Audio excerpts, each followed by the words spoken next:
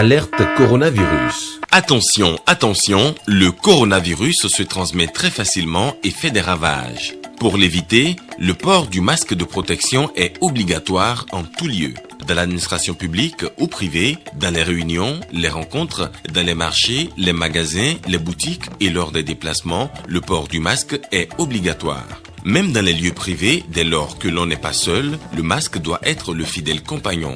Mais attention, le port de masque de protection ne dispense nullement d'appliquer les autres mesures de prévention, notamment le lavage des mains à l'eau et au savon et l'observance de la distance de sécurité sanitaire d'au moins 1 mètre entre personnes. Enfin, s'abstenir de porter des gants en vue du lavage régulier des mains à l'eau et au savon ou de l'application de gel hydroalcoolique.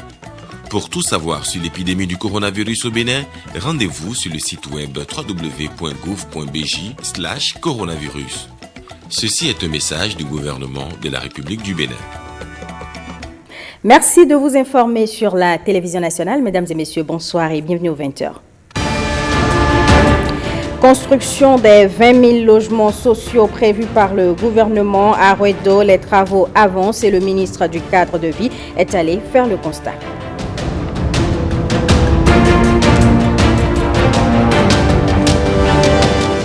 60 ans d'indépendance, plusieurs présidents se sont succédés à la tête du Bénin, chacun avec son mode de gouvernance. La gouvernance politique du Bénin de 1960 à nos jours, le dossier est à suivre dans ce 20h.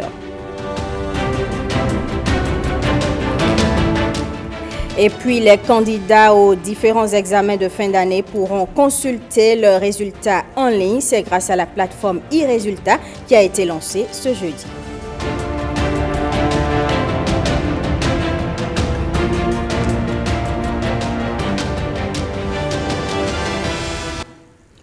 À l'Assemblée nationale à Porto Novo, la loi portant règlement définitif du budget général de l'État gestion 2017 a été adoptée à l'unanimité. Retour sur le vote avec Guillaume Avieno.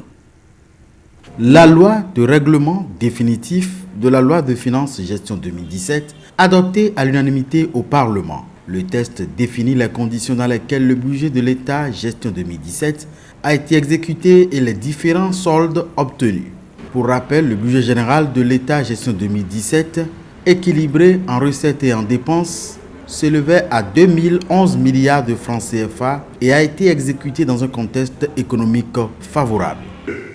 La gestion 2017 a été essentiellement marquée par la poursuite de la mise en œuvre progressive de la loi organique relative aux lois de finances qu'on appelle la LOLF. En ce qui concerne la situation économique dans laquelle le budget a été exécuté, je parlerai seulement du plan national pour vous dire que le taux de croissance de l'économie s'est établi à 5,8% en 2017, contre 4% enregistrés en 2016. Une amélioration portée par une bonne tenue de la production du coton qui a atteint un deuxième niveau historique en l'espace de 2 ans, indique le rapport de la Commission des finances du Parlement. Le document fait aussi noter une vitalité de l'activité dans le secteur des BTP, induite par l'ouverture de plusieurs chantiers inscrits au PAG, le programme d'action du gouvernement, la reprise progressive des activités au Nigeria et du trafic au port de Cotonou. Les recettes ont été donc exécutées à 88,8%, voilà, soit 890 milliards 221 millions, contre une prévision corrigée de 1010 milliards 677 millions de francs CFA. Les dépenses, quant à elles, ont été exécutées à 60,73%, soit 1032 milliards 981 francs CFA, contre une prévision annuelle de 1700 milliards 938 millions de francs CFA. Avant son adoption au Parlement, le document a reçu le feu vert de la Chambre des comptes de la Cour suprême, ont affirmé les membres de la Commission des finances de l'institution. Où en est la construction des 20 000 logements sociaux prévus par le programme d'action du gouvernement à Ruedo? Les travaux sont très avancés et le ministre du Cadre de vie s'est rendu sur place pour s'en rendre compte. Herman Rodrigamegan, Calvador, Arwanon. À Ruedo, la brousse cède désormais place à des résidences qui sortent de terre à grande vitesse. 10 890 logements sont prévus pour y être construits. Sous un ciel partiellement ensoleillé, le ministre du cadre de vie entreprend un marathon sur le site. 2 heures durant, le moins de mètres carrés est passé au crible. Nous avons regardé d'abord la question de la viabilisation primaire. Nous avions une viabilisation primaire, voirie, assainissement, électrification, alimentation en eau et amener de fibres optiques. Tout ces lots progressent très bien. Nous sommes de façon moyenne autour de 75% d'avancement, ça a été dit. Je suis très satisfait, fier de ce que j'ai vu. C'est vrai, il y a un peu de retard. C'est normal, vous savez qu'il y a beaucoup d'aléas. Vous savez également que depuis pratiquement 4 mois maintenant, nous traversons une pandémie internationale qui a impacté fondamentalement nos habitudes du travail. C'est tout ça que nous gérons, mais c'est heureux de constater que le chantier ne s'est pas arrêté. Et que malgré ces difficultés-là, nous continuons de travailler. Et je suis fier de dire que c'est la première fois que en Afrique de l'Ouest, et là je suis formel, on a une démarche de viabilisation d'un site avant construction effective des logements à ce niveau de détail, à ce niveau de perfection. Des engins lourds et des ouvriers qui tournent à plein régime, tout le mécanisme est mis en place par les entreprises en charge des travaux afin de concrétiser au plus vite ce projet névralgique du programme d'action du gouvernement, volet social. Ce projet a atteint une vitesse de croisière à tel point qu'il ne peut pas changer de trajectoire. Donc, tout a été balisé pour que les 11 000 logements de ce site soient délivrés, mais que les différents sites sur lesquels nous avons commencé à travailler, 500 logements à Porto-Novo, nous démarrons par un premier temps de 250. Autant de logements à Parakou, nous démarrons par un premier lot de 250 et les villes secondaires autres que Porto-Novo et Parakou, tout ça participe à la totalité des 20 000 logements et c'est clair que ce chantier va continuer. De l'idée au projet et du projet à l'objet, le processus suit donc son cours et Wedo poursuit sa transformation insufflée par le président Patrice Talon à coups de milliards au profit des Béninois.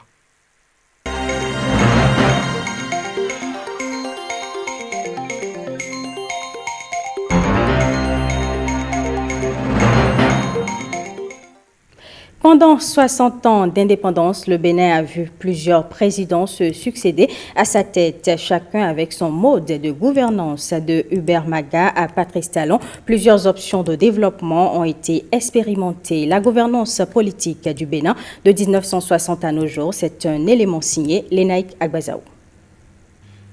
1er août 1960, l'ex-Dahomey, actuel Bénin, accède à la souveraineté internationale. Définitivement libéré du joug colonial, la gestion du pays est confiée à Hubert Maga. Lorsqu'il accède au palais présidentiel après ces élections du 11 décembre, qu'il forme son premier gouvernement le 29 décembre 1960, il n'avait véritablement pas de programme de développement. Et les archives qui sont aujourd'hui disponibles montrent bien que c'est à la veille du premier remaniement ministériel en 1962 qu'il présente à l'Assemblée nationale son programme de gouvernement et qu'il insiste sur le développement de l'agriculture. Maga était au niveau des relations extérieures, Maga était assez dépendant de l'ancienne métropole. Pas de véritable envol pour le pays, ni de programme de développement précis. L'expérience politique de Maga s'arrête brutalement suite à une crise sociale. Prenant appui sur l'armée dahoméenne, le colonel Christophe Soglo, chef d'état-major, s'empare du pouvoir. Mais la gouvernance du colonel Christophe Soglo n'a pas été longue, puisque d'octobre 63 à janvier 64, ce qu'il a essayé de faire, c'est de faire réécrire la constitution du Dahomey et d'organiser des élections générales, présidentielles et législatives. Une fois que cela a été fait, Soglo est retourné au camp et a repris ses activités militaires. Et donc, on a élu un nouveau président en janvier 1964, c'est le président Sourminga Apeti. Apeti, président, a comme premier ministre Aromadegbe. L'incompatibilité politique des deux hommes fit revenir en décembre 1965 Christophe Soglo, désormais général. C'est au cours de cette période qu'on a lancé ici l'expérience les ministres au champ. Et lui-même allait au champ. Les membres du gouvernement allaient au champ. Mais c'est plutôt de la rigolade. Une agriculture sérieuse, prometteuse d'avenir et ne peut pas être confiée à des ministres ou à un président de la République. Donc ce petit folklore n'a pas développé l'agriculture. Christophe Soglo est renversé par les jeunes cadres de l'armée en 1967. Le pays est alors caractérisé par une instabilité politique chronique avec un chapelet de coups d'État. En 1970, un conseil présidentiel constitué de 3 membres est installé. Il s'agit du fameux monstre à 3 têtes, Maga Apeti Aromadegbe. Cette présidence tournante n'a pas prospéré. Le Dahomey est qualifié d'enfant malade de l'Afrique. Pour mettre fin à l'incessant balai présidentiel à la tête du pays, Mathieu Kérékou organise un coup d'État en 1972 avec le soutien de l'armée et de certains intellectuels.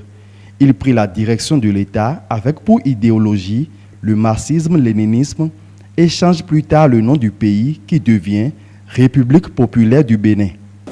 Et beaucoup de symboles ont été atteints, beaucoup de façons de faire ont changé, bien entendu, et malheureusement, ce qui devait concourir à l'expression de la liberté, à l'expression de la plus grande participation, si on s'en tient au canon d'un régime démocratique, ce qui devrait y participer, à savoir les partis politiques, à savoir les associations, ont fait l'objet d'une interdiction pure et simple, pour ne pas parler de dissolution.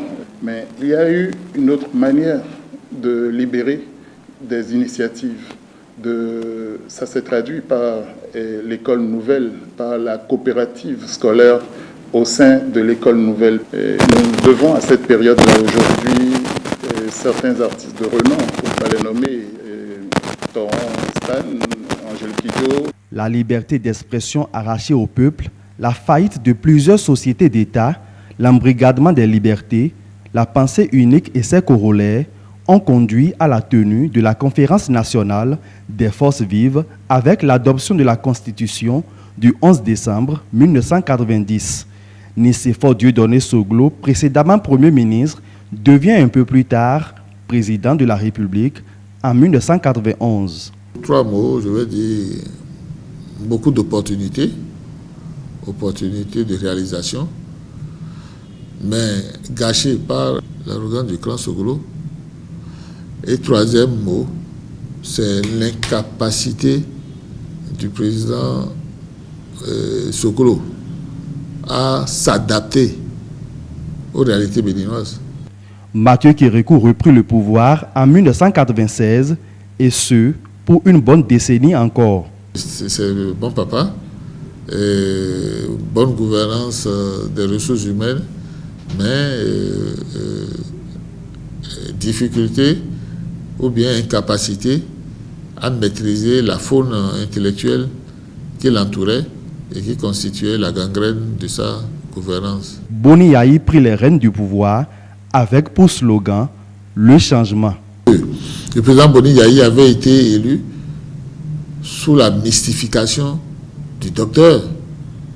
Il était venu président de la BOAD, donc les gens avaient pensé que économiste financier, il avait toutes les ressources intellectuelles, managériales nécessaires pour redresser ce pays, pour développer le Bénin qui en avait tant besoin.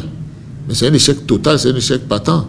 Le peuple béninois a soif d'un nouveau style de gouvernance, d'un nouveau départ dans la gestion des affaires publiques. C'est ainsi qu'il confia le pouvoir à Patrice Talon. La première chose que j'apprécie, c'est le respect de la parole donnée, le respect de la mise en œuvre des programmes qu'on a fait pendant la campagne électorale.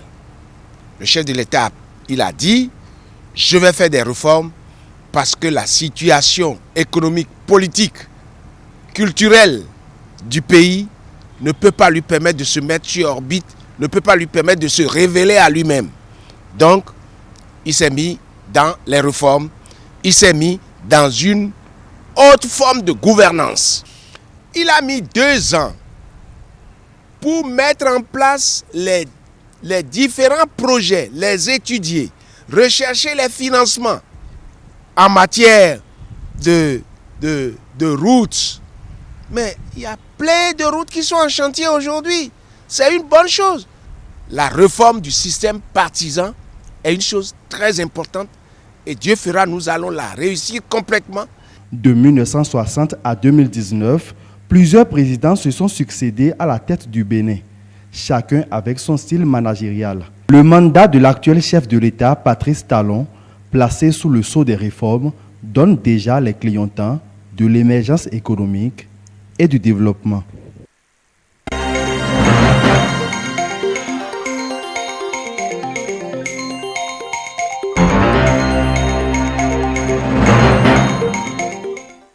Dans le cadre de la lutte contre le coronavirus, la République fédérale d'Allemagne apporte son appui au gouvernement avec des kits de tests et du matériel de laboratoire d'une valeur de 60 millions de francs CFA. D'autres dons ont en plus été enregistrés par le ministère de la Santé. Christelle Tongodo, Evariste Azomon.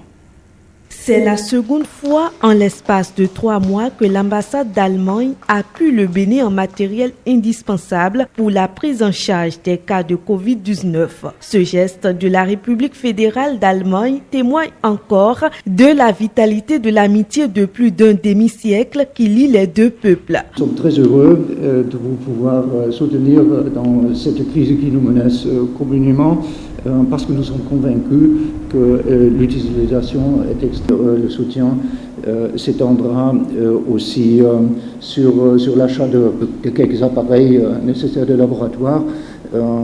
Ça ne vous aidera pas seulement à approfondir l'échantillonnage et toutes les procédures nécessaires pour combattre le virus, mais aussi à préparer le processus d'accréditation du laboratoire devant l'OMS. Le gouvernement du Bénin, à travers le ministre de la Santé, exprime sa reconnaissance au peuple allemand pour son soutien constant depuis le début de la crise sanitaire. Ce jour, nous procédons à la réception d'un autre lot d'équipements qui, j'en suis persuadé, permettra de renforcer la capacité de nos laboratoires en général et du laboratoire de référence en particulier. Comme vous le savez, le volet laboratoire occupe une place très très importante dans la riposte. Sans diagnostic, il n'y a pas de prise en charge. Et sans prise en charge adéquate, nous ne pouvons pas vraiment parler de riposte. C'est vous dire que cet appui vraiment vient à point nommé pour renforcer les efforts du gouvernement et des autres partenaires. D'un coût total estimé à plus de 60 millions de francs CFA, ce don est composé de kits d'extraction et de prélèvement, de kits de diagnostic pour la détection de la COVID-19, de kits de diagnostic pour la confirmation de la COVID-19 et des enzymes pour les tests de détection moléculaire. Cet acte constitue la preuve, s'il en était encore besoin, de la grandeur et de la solidité de la coopération entre la République du Bénin et la République sœur fédérale d'Allemagne. A également répondu favorablement à l'appel du gouvernement dans la lutte contre la propagation de la COVID-19, le groupe Heidelberg Cement, auquel appartient la société Simbéné et Calcim. Le groupe Heidelberg Cement a décidé de soutenir les efforts appréciables du gouvernement avec un chèque de 10 millions de francs CFA. Il est à préciser qu'avant le geste de ce jour, le groupe a fait don d'importants lots de matériel et d'équipements barrières aux 2 communes dans lesquelles sont implantées ces sociétés, à savoir la commune de Lokossa et la commune de Semepodi au début de la pandémie. Des dons qui vont renforcer les capacités de riposte du gouvernement à faire face à la pandémie de coronavirus.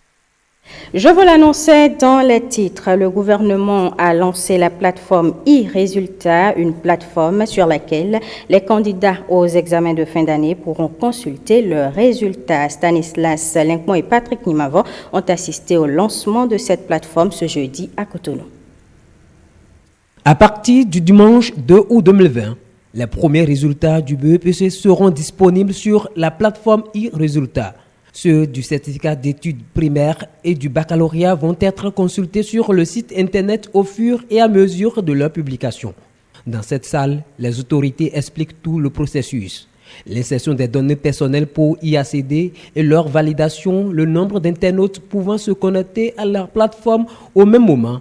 Tout a été détaillé à l'assistance. À minima, ce que nous espérons en tout cas, c'est que l'effectif des candidats aux différents examens seront en ligne, leur entourage, toutes les personnes désireuses d'avoir un résultat donné pour une raison ou pour une autre. Le fonctionnement du site est très simple, nous l'avons voulu très simple. Premièrement, avant la disponibilité des résultats, comme là maintenant nous n'avons pas encore les résultats, vous avez la possibilité dès aujourd'hui d'aller vous préinscrire pour recevoir le résultat dans votre adresse email le jour même, à l'instant même où ce résultat est disponible. Donc, vous pouvez aller identifier le candidat avec certaines données comme son nom, son prénom, ou bien son numéro de table et son centre de composition. Deuxième possibilité, c'est que vous attendez le jour même du résultat et dès que les délibérations sont terminées, vous allez sur le site avec les mêmes informations, vous pouvez consulter directement le résultat. Une autre innovation, la disponibilité en ligne du corrigé-type des épreuves. Une manière pour le gouvernement d'offrir aux citoyens béninois la transparence et la visibilité sur les résultats des examens et concours organisés dans le pays. Parfois, après la phase de délibération, il arrive à certains candidats de contester leurs résultats. Et donc, ils vont à la consultation des copies. Et pour aller à cette phase, le stress est d'un autre type. Mais au-delà des corrigés types, et nous allons y venir, la plateforme pourra fournir des relevés de notes et des attestations. Parce que il n'y a qu'une seule signature sur les relevés et sur les diplômes. Et lorsqu'on lance l'organisation d'un concours, par exemple, tout le monde vient à la direction des examens et concours pour prendre en même temps son attestation ou bien son diplôme.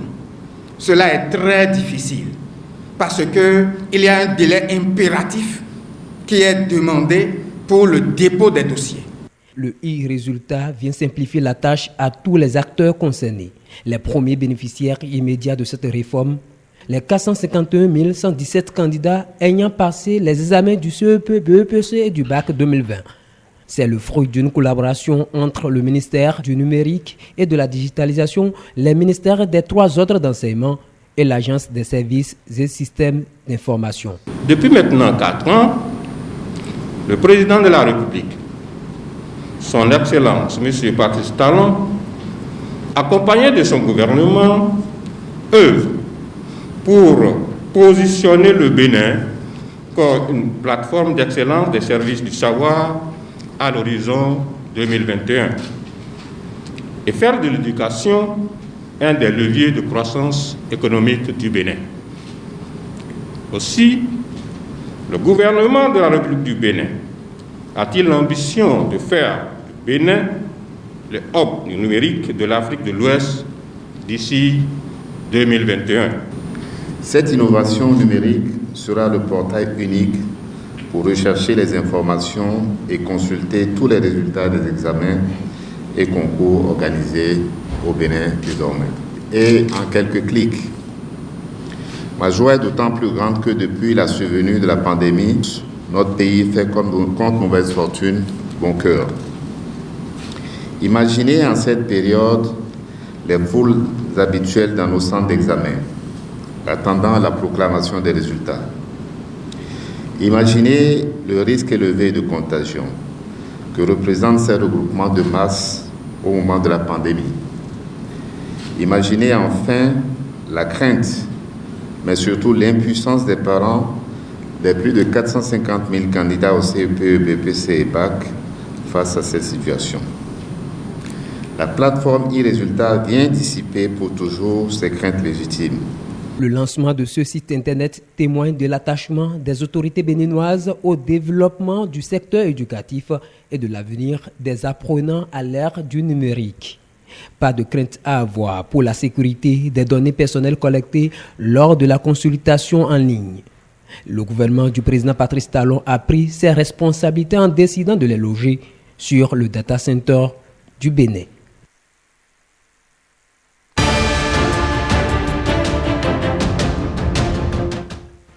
Hors du Bénin, après le passage de la mission de la CEDEAO, 5 chefs d'État africains sont à Bamako pour forger un accord de sortie de crise au Mali. Pendant ce temps, le nouveau gouvernement gabonais prête serment devant le président Ali Bongo. Jérôme Mungo pour les détails.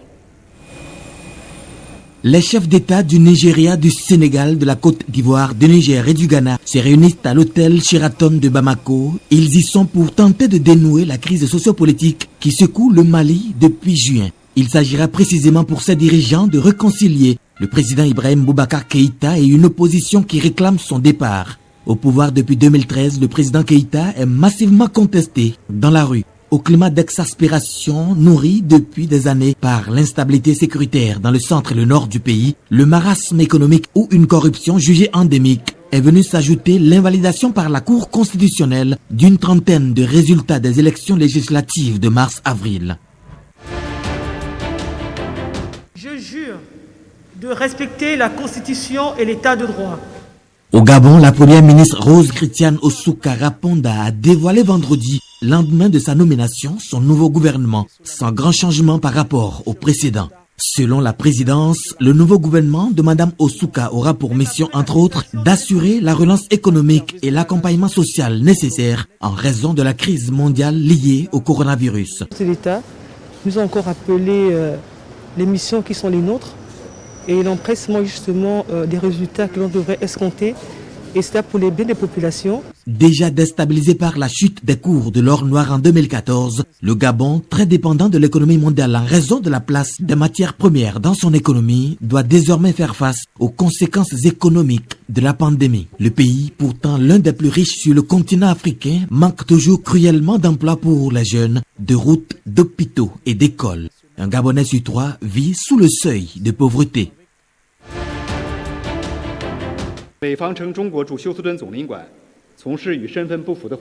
La Chine continue de riposter à l'ordre du gouvernement américain de fermer le consulat chinois à Houston, qualifiant les allégations de Washington de calomnie malveillante.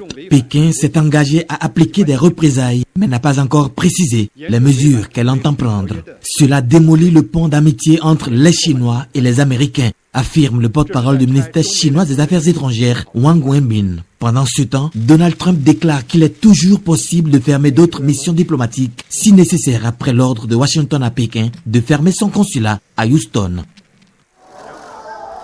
La Chine, par ailleurs, va à l'assaut de Mars. Le géant asiatique lance une sonde qui va parcourir un long voyage jusqu'à la planète rouge en pleine rivalité diplomatique et technologique avec les États-Unis. L'engin a été propulsé par une fusée Long March 5 qui a décollé dans un épais nuage de fumée du centre de lancement de Wenchang sur l'île tropicale de Hainan.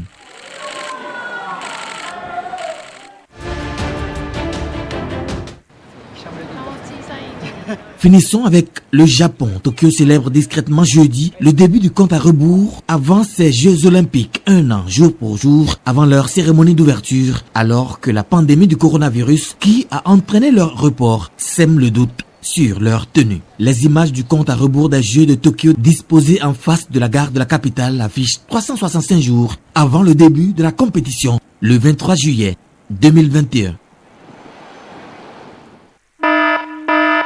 Alerte coronavirus. Attention, attention, le coronavirus se transmet très facilement et fait des ravages. Pour l'éviter, le port du masque de protection est obligatoire en tout lieu.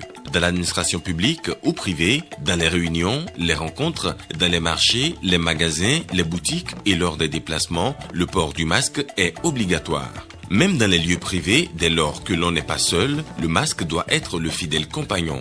Mais attention, le port de masque de protection ne dispense nullement d'appliquer les autres mesures de prévention, notamment le lavage des mains à l'eau et au savon et l'observance de la distance de sécurité sanitaire d'au moins 1 mètre entre personnes. Enfin, s'abstenir de porter des gants en vue du lavage régulier des mains à l'eau et au savon ou de l'application de gel hydroalcoolique. Pour tout savoir sur l'épidémie du coronavirus au Bénin, rendez-vous sur le site web www.gouv.bj/coronavirus. Ceci est un message du gouvernement de la République du Bénin. Eh bien, mesdames et messieurs, ce sera tout pour ce journal que je vous remercie d'avoir suivi.